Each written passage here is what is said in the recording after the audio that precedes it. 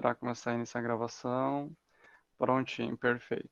Gente, então boa tarde, né? Sejam bem-vindos à nossa quarta aula do segundo ciclo de filosofia.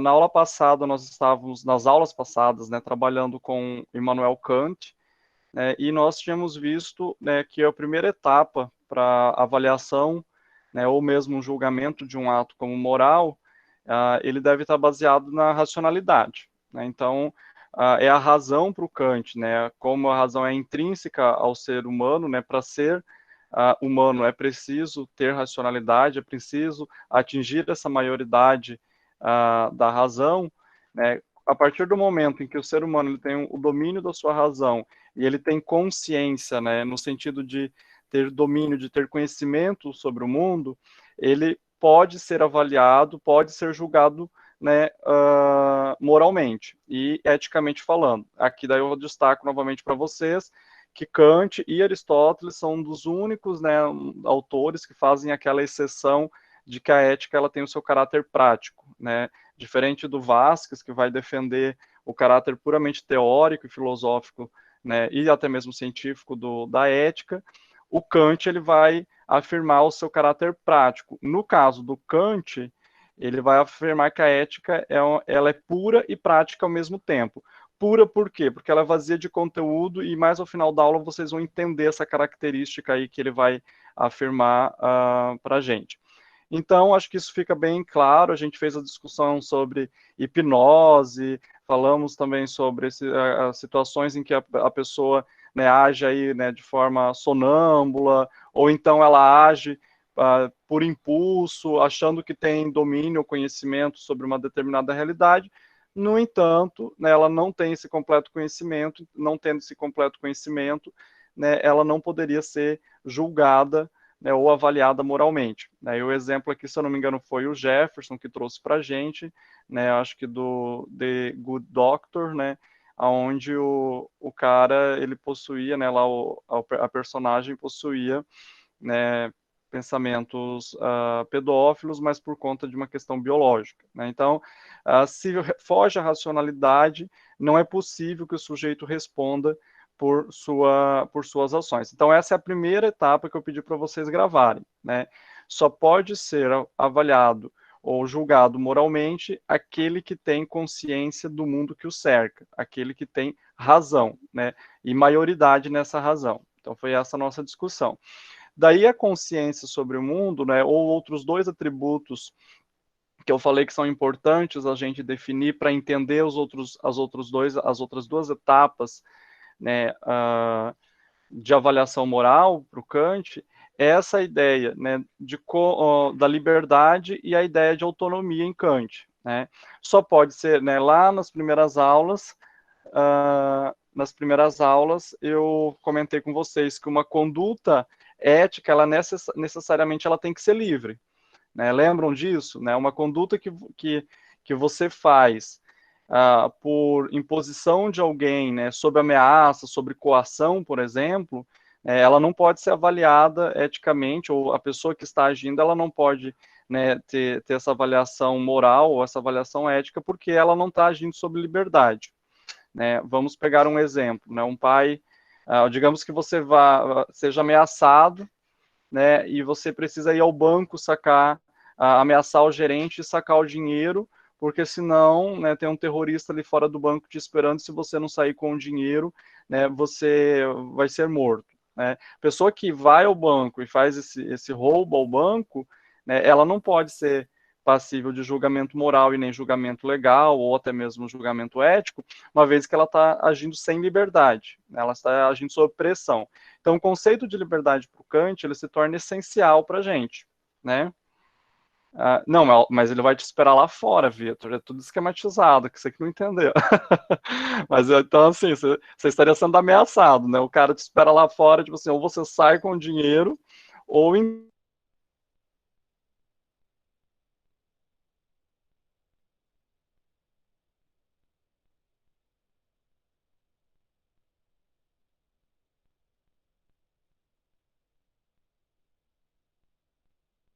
Oi, voltei. Estão me ouvindo, né? Não fujam, por favor. Aquela vez, como eu digo, né? Eu sempre volto. Gente, estava comentando então, né? Você não poderia agir, estando sob coação, você não poderia ser avaliado moralmente, né? Essa é a ideia para o Kant. No entanto, né, eu já volto a essa sua pergunta, né, se o utilitarismo também não julga, né, em que sentido, deixa eu tentar entender a tua pergunta. A gente estava falando do saque, opa, só um minuto. A gente está falando do saque, só um minutinho, gente. Deixa eu só projetar novamente aqui para vocês. Acho que está voltando aí a tela.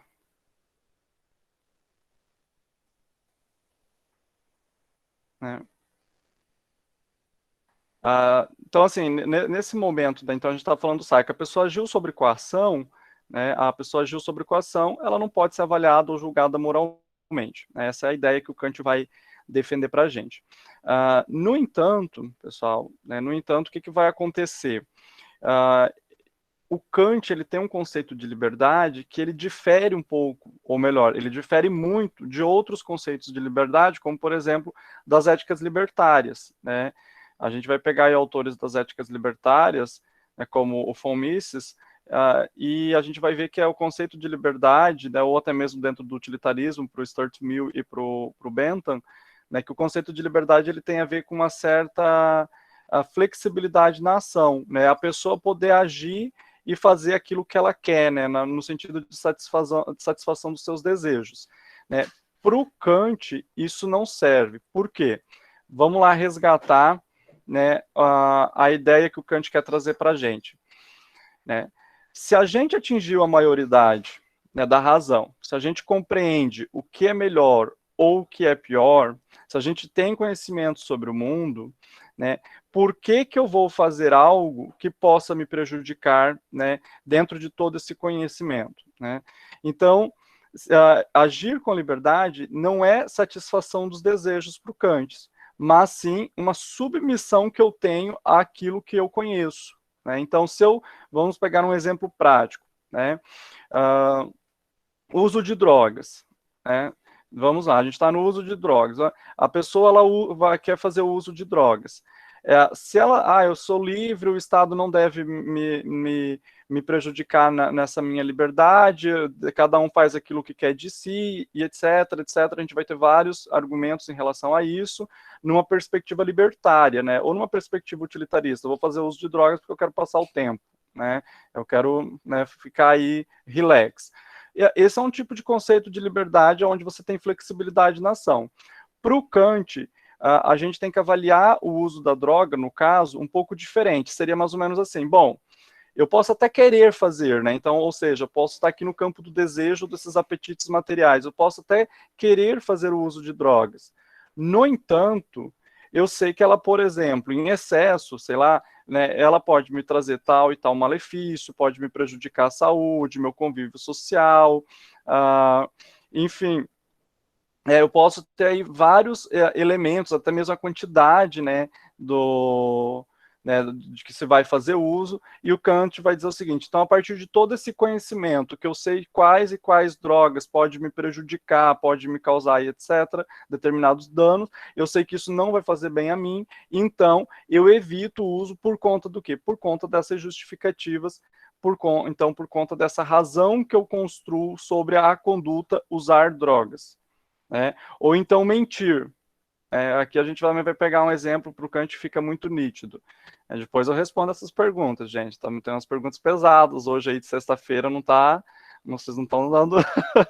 Vocês estão querendo saber muita coisa. Mas assim, vamos pensar aí na ideia, né, de mentir. É possível mentir? Né? A gente vai ver lá para o utilitarismo que é super possível mentir. Né? Tem determinadas mentiras que seriam super Professor? justificáveis. Pode falar. É o Jefferson, não? Não, é o João. Pode falar, João. A ideia de liberdade para Kant vai contra o livre-arbítrio? O conceito de livre-arbítrio ele é um conceito da Idade Média.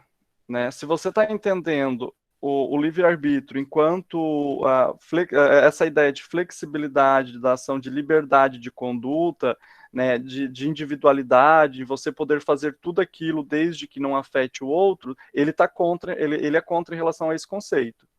Né? Se a gente se chegasse para o Kant e dissesse assim, Kant, liberdade é poder fazer tudo aquilo que eu quero desde que eu não afete o outro, ele vai dizer, não, você está totalmente equivocado. Né? Liberdade é o quê? É eu estar submetido à minha razão, às leis que a razão cria.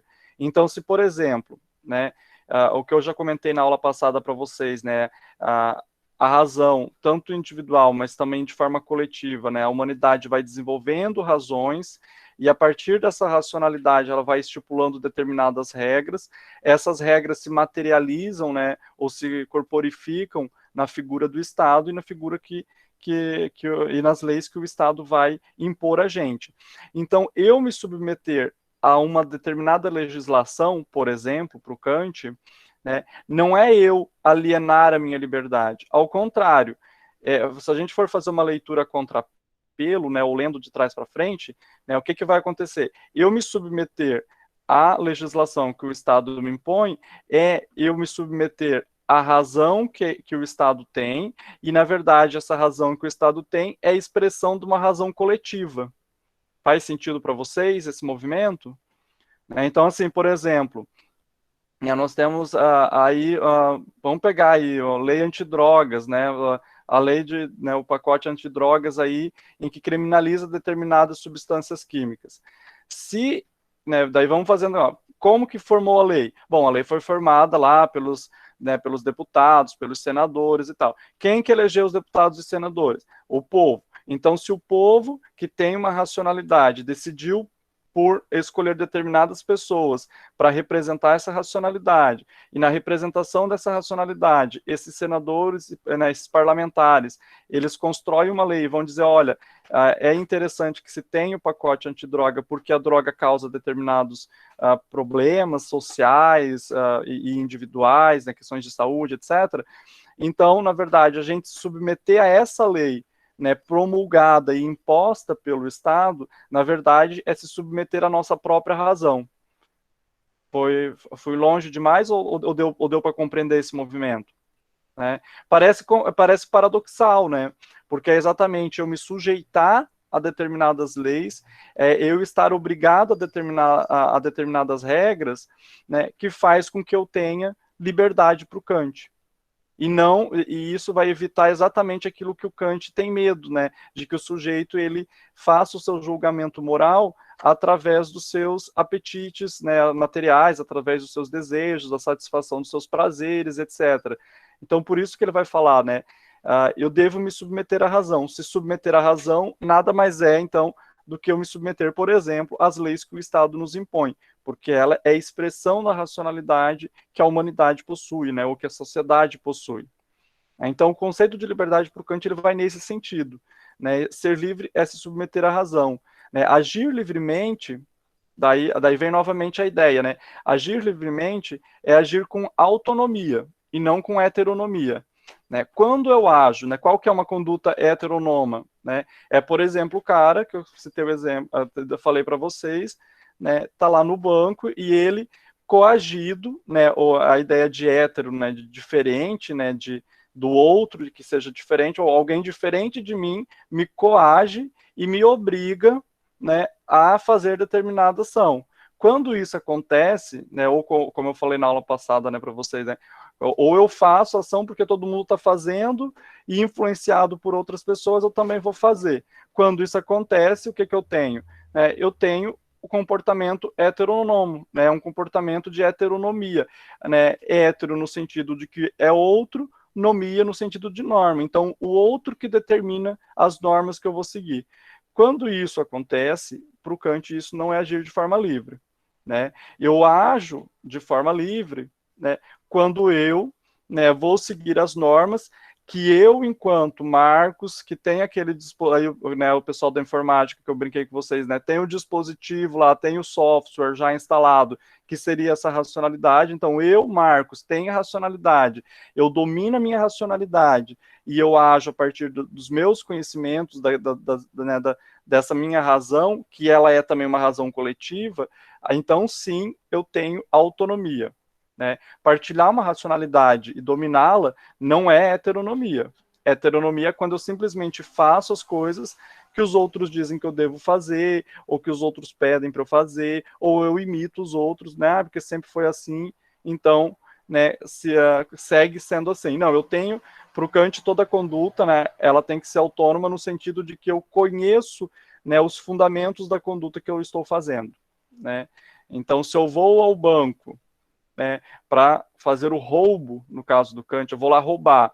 Se eu vou coagido, é heteronomia. Então, se eu estou na parte da heteronomia, eu não posso ser avaliado julgamente. Agora, se eu vou de forma autônoma, né, o que é o autônomo? Aquele que age por si só, aquele que trabalha para si só. Eu sozinho vou lá, sei de todas as implicações que um roubo pode ter, etc. E mesmo assim, eu ajo, né, no comportamento, faço essa conduta do roubo, né, o que acontece? Eu agi de forma autônoma. E daí sim, então, eu posso avaliar essa conduta, né, com um valor ético e com uma perspectiva moral.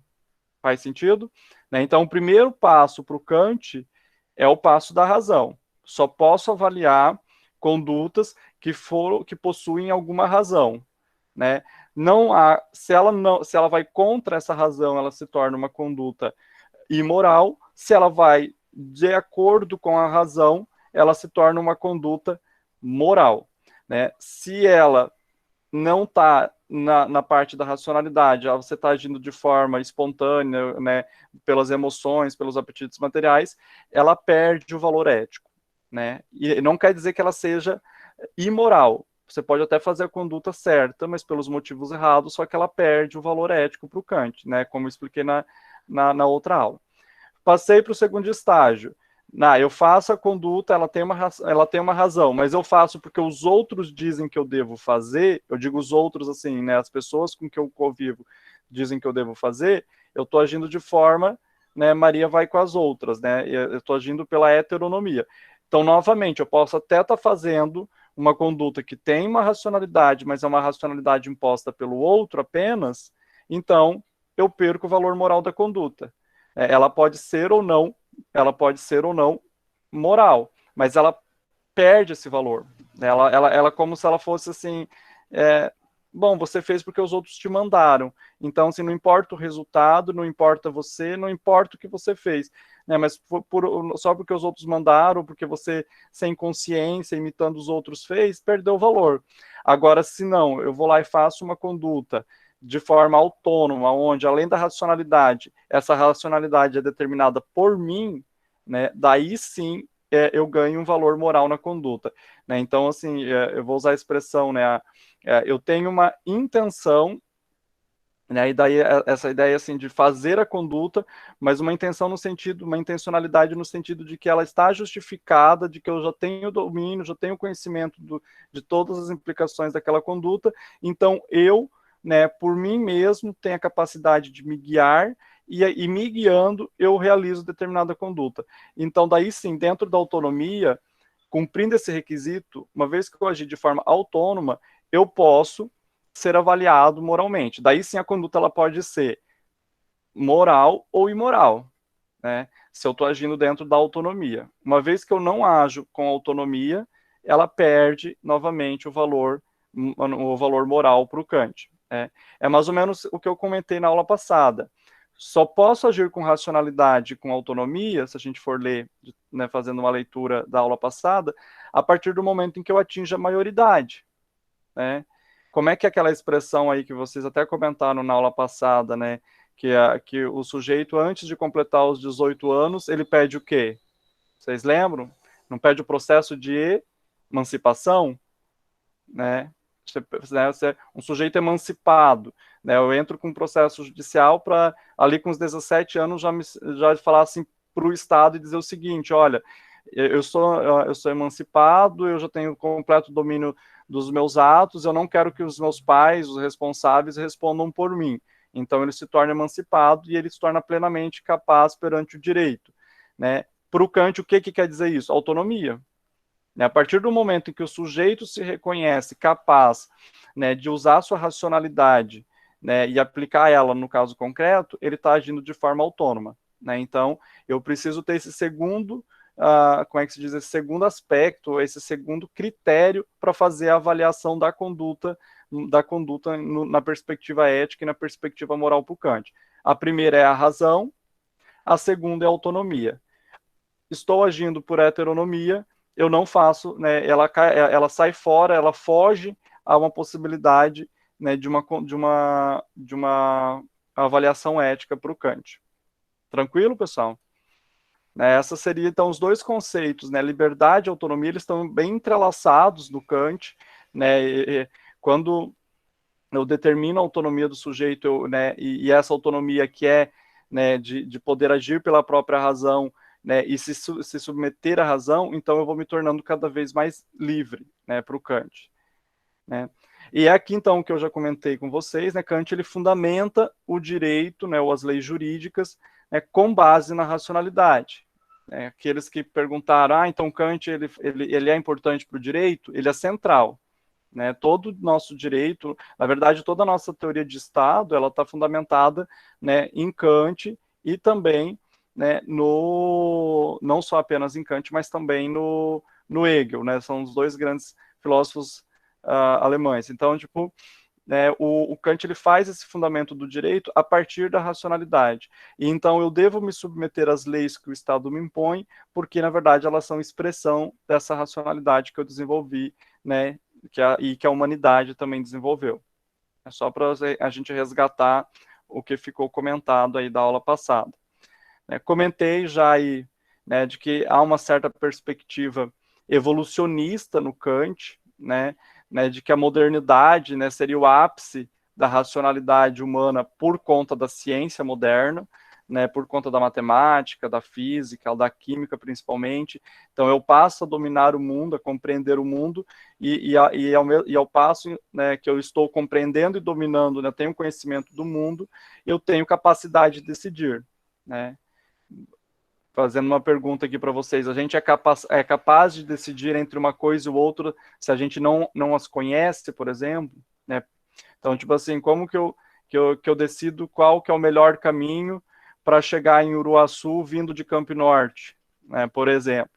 Eu preciso minimamente conhecer um ou outro caminho. Daí eu posso dizer, bom, tem dois caminhos, esse aqui é o melhor. Por quê? Porque eu conheço. Então, e para o Kant isso chega, né, se a gente for pensar, né, para ele é uma perspectiva evolucionista, porque as etapas anteriores da humanidade, né, onde eu tenho, né, a antiguidade, principalmente o período medieval e todo o preconceito que se tem com o período medieval, foram períodos em que a razão ela estava encoberta, né, encoberta por outros fatores, né, como, por exemplo, a religião, os mitos, né, e quando chega no período moderno em que eu desenvolvo a ciência moderna, daí não, é o próprio sujeito que conhece, ele não depende de Deus para conhecer, como diria Santo Agostinho, né, ou Tomás de Aquino, né, ele não depende, né, de uma alma que seria externa a ele e encarnada ali num corpo, né, como falaria Platão, mas não, é o próprio sujeito com seu, né, dispositivo de conhecimento, com a sua racionalidade, que passa a conhecer as coisas.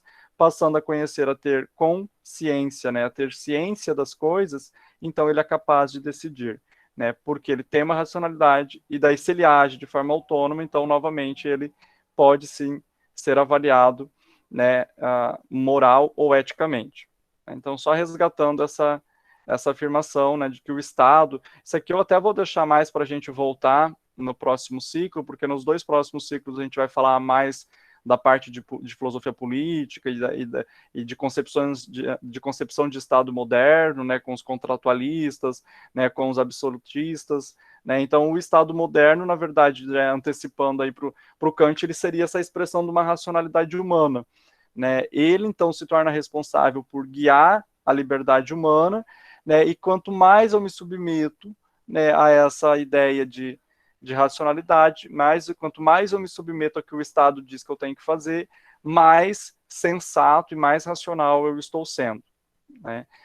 Por isso, né, a frase, né, do Kant que eu já falei para vocês, não é, né, agir eticamente não é fazer aquilo que eu quero, mas fazer aquilo que eu devo fazer. O que eu devo fazer? É aquilo que a racionalidade vai me dizer que eu devo fazer, né? Daí vai aí chegando num conceito, como é que se diz, numa ética pura, porque ela é ausente de conteúdo, né? De certa forma, ela não diz expressamente, né, todas as condutas que eu vou fazer, mas ela se torna aí ausente de conteúdo, e o Kant vai criar uma fórmula, então, para a gente tentar preencher depois essa fórmula com conteúdo e avaliar, né, se a conduta ela é moral ou não moral. É só para comentar isso com vocês. Essa parte do Estado, né, ela é necessária, e a gente volta, né, no próximo ciclo, né, quando a gente vai falar, né, de filosofia política, né. A autonomia, né, só grifando aí para vocês, né, ela não significa pertencer a uma comunidade ou a uma tradição, mas ela significa pertencer ao quê, né? A essa ideia de razão incondicional, né?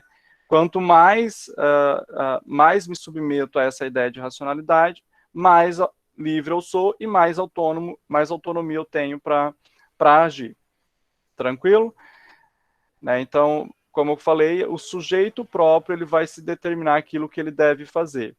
Né? Então, são as duas primeiras etapas. Né? Então, vou até colocar aqui no chat para vocês. A primeira, né, seria razão, e o segundo critério para eu avaliar um ato moral seria o quê? Perceber se o sujeito ele está agindo com autonomia ou então com liberdade, né, que são dois conceitos que estão entrelaçados aí para o Kant, né, e que vão dizer se eu posso avaliar. Veja, eu não estou dizendo que eu agir com razão e agir com autonomia, que automaticamente o ato ele está sendo moral. Né? Eu estou dizendo que, agindo com razão e agindo com autonomia, né, eu posso avaliar o ato como moral ou como imoral. E daí é o que vai surgir para a gente, né? Eu vou colocar aqui, né, o imperativo categórico, que é a terceira, né, o terceiro critério de avaliação.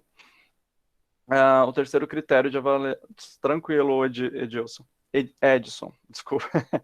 Né, o terceiro critério de avaliação, né, que é o critério, eu vou colocar aqui, da universalidade do ato ou imperativo categórico.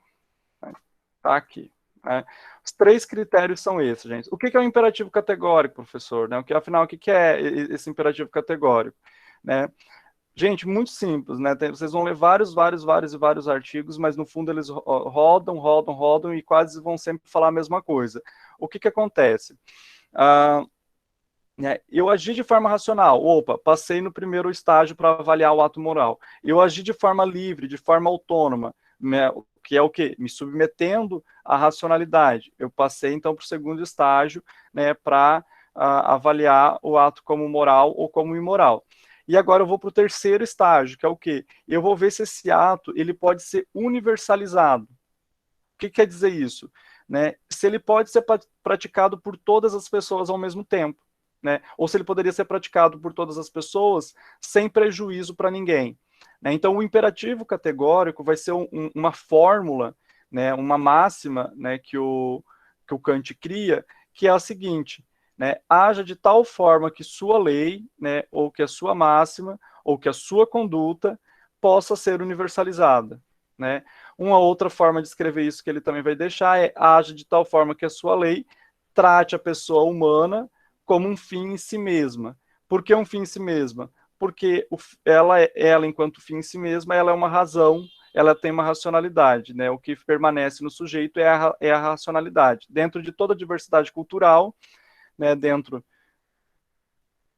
dos diferentes povos que eu tenho aí espalhados pelo mundo, asiáticos, indígenas, africanos, norte-americanos, latino-americanos, né, europeus, dentro de toda essa diversidade, se eu colocar um do ladinho do outro, qual que é a linha ou a característica essencial, segundo Kant, que perpassa essa diversidade?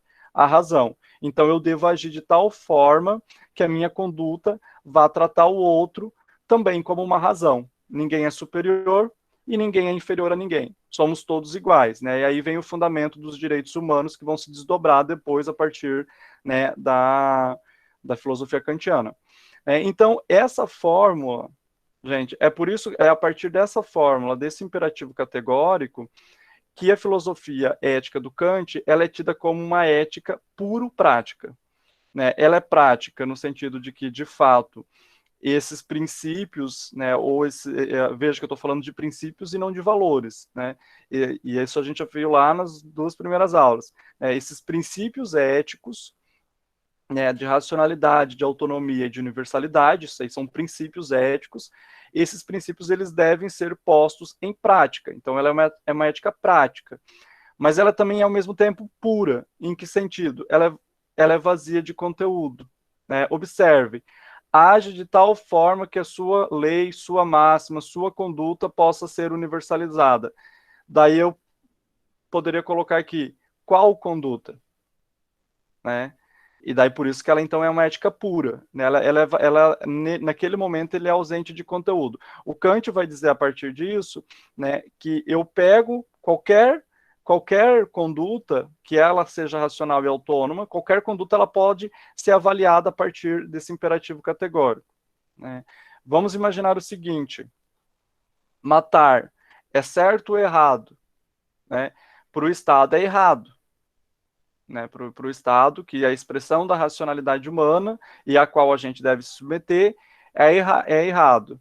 Daí, se a gente comete lá o crime no Código Penal, matar, pena, né, de tantos e tantos anos, porque é avaliado, né, de forma como errada, como uma conduta imoral. Por que matar seria errado para o Estado, né, ou para essa racionalidade? Porque a conduta ela deve ser universalizada. Né? Se eu digo que é possível matar em determinados casos, né, então eu digo o quê? Que em determinadas situações, ou seja, em determinadas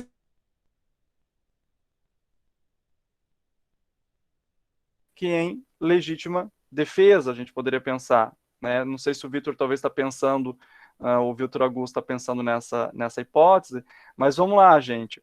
Né? Por que seria errado matar? Porque a conduta ela tem que ser universalizada, não é isso? Porque eu queria ouvir do Vitor, por que você escreveu depende, Vitor?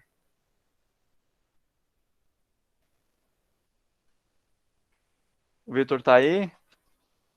Opa, Opa, por que você escreveu depende? Se matar pode ser certo em determinados casos. porque, tipo, vamos supor, vou colocar aqui como um tempo mais antigo. O Estado, antigamente, né, ele tinha uma maneira de repressão, falar ditadura militar. Uhum. Eles matavam as pessoas simplesmente por elas expressarem ideias contras. Então, para eles, isso não é tipo nem legítima defesa nem nada. Para eles, isso estava certo, porque isso para eles era uma conspiração. Aham. Poderia, E- tipo, de certa forma, eles consideravam matar certo apenas porque as pessoas discordavam deles. Mas e daí vamos pensar, qual que é essa época que você está se referindo? A gente está no período mais absolutista, no período do Renascimento, não estamos? Sim, Então, daí vamos lá. O Kant ele está logo depois, né, 2 séculos depois, ali no século XVIII, no período da modernidade. Então, é exatamente pegando o teu exemplo, ele é muito, muito bom para pensar isso. A partir da fundamentação do Estado moderno, né, uma das premissas vai ser essa. Inclusive, o Estado não pode matar. Porque se eu tenho que universalizar a conduta, ela vai valer tanto para o Estado quanto para as pessoas. E por isso que ele vai dizer, olha, agora a gente atingiu a maioridade. Antes, quando o Estado era permitido ao Estado matar, a gente estava num processo de menoridade, de infância ainda. A gente nem sabia o que estava fazendo direito. O Estado não sabia o que estava fazendo. Agora o Estado ele tem conhecimento pleno das coisas e do mundo, então ele vai evitar e ele também não vai poder matar. Né? A partir do Estado moderno, cai por terra, né, e vai entrar outras formas de pena. Né? Se vocês pegarem aí dos delitos dos delitos e das penas, que é um livro, né, do direito, né, ele vai contar como que acontece essa mudança. E para o Kant essa mudança ela vai acontecer porque o Estado moderno é a expressão da racionalidade. O Estado anterior absolutista, né, e absolutista ali eu estou falando aí de Maquiavel, de Jean Baudin, né, por exemplo, na Itália e na França, respectivamente, esse Estado absolutista, ele podia matar, mas no sentido porque ele não tinha atingido ainda sua maioridade, ele era ignorante, ele não tinha desenvolvido completamente sua razão. A partir do momento em que a gente chega na ciência moderna e consegue desenvolver de forma plena a nossa razão, o Estado ele também vai ser essa expressão e vai cair por terra, né, vai cair por terra essa possibilidade de eu poder matar alguém, né? O Milton comentou, né, no caso do bote salva-vidas, por exemplo, poderia matar, né? Aqui, se a gente for avaliar numa perspectiva utilitarista, sim, né, e a conduta ela é tida como correta. Para o Kant, inclusive, né, por conta do princípio da universalidade, ainda que a consequência do ato seja prejudicial, né, o que vale é o ato em si, né? Então, se eu não posso matar porque em outros momentos esse ato ele não é justificável, em nenhum momento ele vai ser justificável, por conta do quê? Do princípio da universalidade, por conta do imperativo categórico. Ainda que a consequência seja ruim, que eu não consiga me alimentar, né? Ou, por exemplo, mentir. Para o Kant, mentir sempre vai ser errado, né? Mas eu vou contar uma mentirinha para salvar alguém, né? Então, vou contar uma mentira para salvar alguém. Se você abre a exceção, é mais ou menos o que o Kant, eu vou tentar simplificar para a gente entender o que seria esse imperativo categórico. Seria abrir exceções para determinadas condutas. Uma vez que eu abro a exceção, eu abro a porteira, né? E daí a gente que é aí de Goiás, né? Onde passa boi, passa boiada. Mais ou menos essa é a ideia que o Kant está dizendo para a gente. Então eu não posso abrir a porteira, né? Porque em nenhum momento, uma vez que eu abro a porteira, que eu permito uma vez, eu posso permitir a segunda, eu posso permitir a terceira, e daqui a pouco a conduta permitida 1, 2, 3 vezes, ela pode se tornar recorrente. E ela se tornando recorrente, ela pode tornar-se perigosa, né? No caso da mentira, no caso do roubo, do furto, no caso do homicídio. Por quê? Porque ela coloca a própria humanidade num processo autodestrutivo, né? Vamos entender a mentira aqui, por exemplo. Se eu digo assim, né, vamos lá, o critério da universalidade, é proibido mentir, em todos os momentos eu jamais posso mentir para o Kant, né, é a máxima dele, age de tal forma que sua máxima, sua conduta, sua lei seja universalizada, que todo mundo possa repetir. O que quer dizer isso? Mas em determinados momentos eu permito a mentira, daí eu minto uma vez para o professor, para entregar o trabalho depois, daí daqui a pouco eu minto que caiu a minha conexão e eu não entrei na sala. Estou só cogitando exemplos, não é avaliação de vocês. Vamos brincar um pouquinho assim com a gente aqui, né? Se vocês podem, digamos, usar da mentira, dessa artimanha, né, para falar isso, então o professor, essa conduta ela pode ser universalizada. O que ela quer dizer isso? Então o professor também pode mentir, né? Então, daí eu que vou mentir para vocês que caiu a minha internet, eu não pude dar aula. Eu que vou mentir que eu fiquei doente e eu não pude lançar as notas. Percebem que vocês também são prejudicados por conta de uma mentira? Então, se alguém é permitido mentir, a todos seriam permitidos mentir. Aqui é a ideia de totalidade mesmo. Todos poderiam fazer aquela prática, né? Se ninguém, né, se ninguém, né, pode mentir, então eu garanto que todos estão falando a verdade, e falar a verdade é benéfico, né, para a natureza humana. É um pouco essa a ideia que o Kant quer desenvolver com o imperativo categórico, essa ideia de universalidade, né? Então, preenchendo esses 3 critérios, fez mais sentido, gente? Preenchendo essas 3 etapas aqui, da racionalidade, da autonomia e da universalidade, então, uma vez que eu cheguei aqui no terceiro, eu agi de forma racional, eu agi porque eu, né, de forma intencional, eu não vou usar a palavra querer aqui para que não caia na perspectiva do desejo, mas eu agi de forma intencional, eu sabia o que eu estava fazendo, né, eu tinha autonomia dos meus atos, né, não foi porque alguém me determinou, mas é porque eu, né, intencionalmente fui lá e fiz a determinada conduta. E essa conduta, eu faço a seguinte questão: eu fiz a determinada conduta, todos podem fazer? Se eu falar que todos podem fazer e não me trouxer prejuízo, então ela é universalizada, né? Roubo. Para o Kant, o roubo sempre vai ser errado. Porque se eu permito que alguém pode roubar, eu devo permitir que todos possam roubar, inclusive roubar de mim. E daí, se afeta a mim, se alguém vem roubar de mim, então eu posso dizer o seguinte: opa, então essa conduta ela não é universalizável, porque ela me faz mal. Eu não posso permitir dizer que eu posso fazer uma conduta e o outro não pode fazer a conduta. Né? Se um pode, todos podem. Se eu abro a exceção, né, essa exceção, ela, uma vez aberta, todos podem fazer a exceção. Se a exceção, se outra pessoa for fazer essa exceção, for fazer a conduta, né, que é universalizada, e isso me trouxer algum prejuízo, né, então eu não vou querer. Né, então isso vai se tornar uma conduta imoral. Então, para o Kant, determinadas condutas, você classificar a conduta como moral ou imoral. Né, a moralidade aqui, gente, não depende nem da consequência, né, nem do sujeito que a pratica, mas da conduta em si. Né? Então, assim, tem que passar por essas 3 etapas, né? O ato moral justo, ele vai ter que passar por essas 3 etapas, chegando na terceira, daí sim eu consigo avaliar se é moral ou imoral. Né? Eu fazendo esse ato, né? Fazendo a primeira etapa da razão, segunda etapa da autonomia, terceira etapa da universalidade, a hora que eu chego aqui na universalidade é que eu consigo, né, dizer se o ato é moral ou não. Se eu tive razão, mas parou na autonomia, já perde valor. Né? A conduta perde valor. Ela é uma conduta que vai ficar no campo da amoralidade, é um campo amoral. Né? Eu não consigo fazer uma avaliação, né, moral dessa conduta. Né? Então, eu tenho que ter essas 3 etapas. Cheguei no final e eu digo que a conduta pode ser universalizável, né? Que todos possam fazer essa mesma conduta, né? Que todos possam agir da mesma maneira que eu agi. Daí, então, né, é mais ou menos aquela ideia, depois que vai se traduzir assim, né? É quase religioso isso, né? O Kant, ele era religioso, né? Ele era pietista, mas o que eu posso fazer ao outro, eu quero que o outro faça a mim. Então, eu vou nessa questão de reciprocidade, né? Universalizar a conduta. E daí eu caracterizo a conduta em si como moral ou imoral. Né, para todos, né, em qualquer tempo, em qualquer contexto, não há ideia de particularidade, não pode haver exceção. A conduta em si, ela vai ter esse valor moral ou imoral. Né? Então, essas seriam as 3 etapas, né, e daí dizer se ela é moral ou imoral é responder a pergunta: ela pode ser universalizada?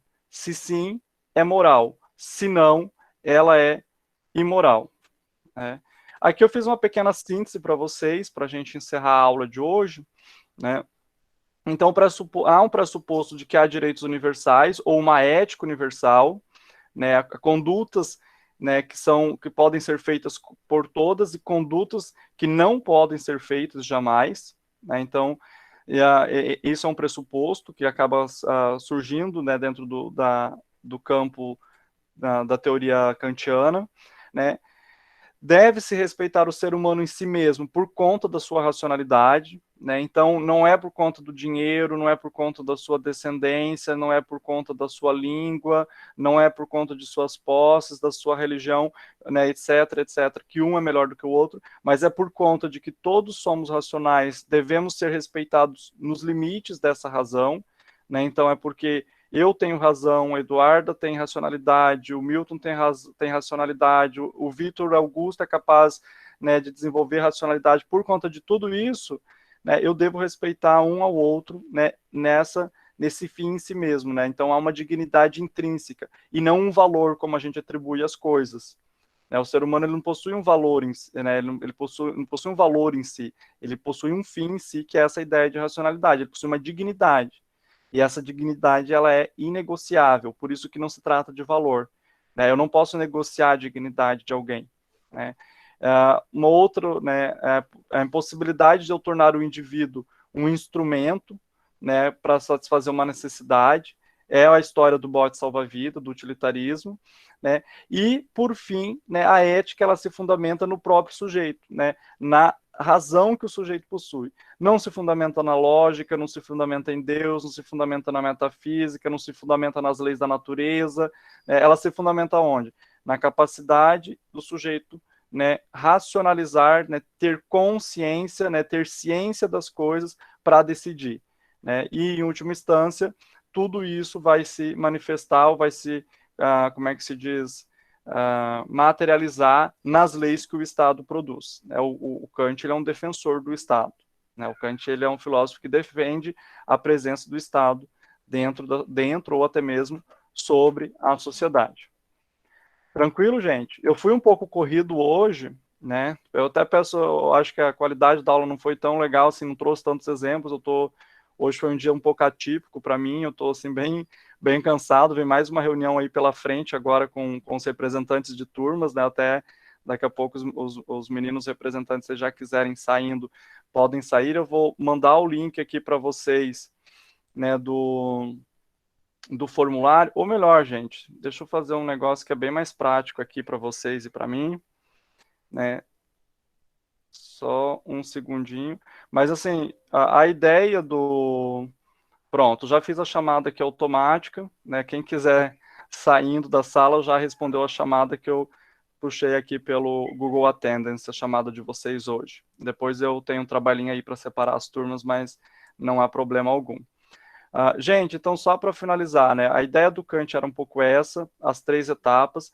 Na próxima semana, na terça-feira, eu vou tentar fazer uma aula comparando as diferentes éticas que a gente estudou. Meio criar uma tabela de características comuns e diferenças entre o utilitarismo, a ética das virtudes e a ética kantiana. Eu acho que se a gente fizer isso, talvez fica mais claro para a gente, né, pontos de contato e ponto de distanciamento entre essas correntes éticas. Combinado?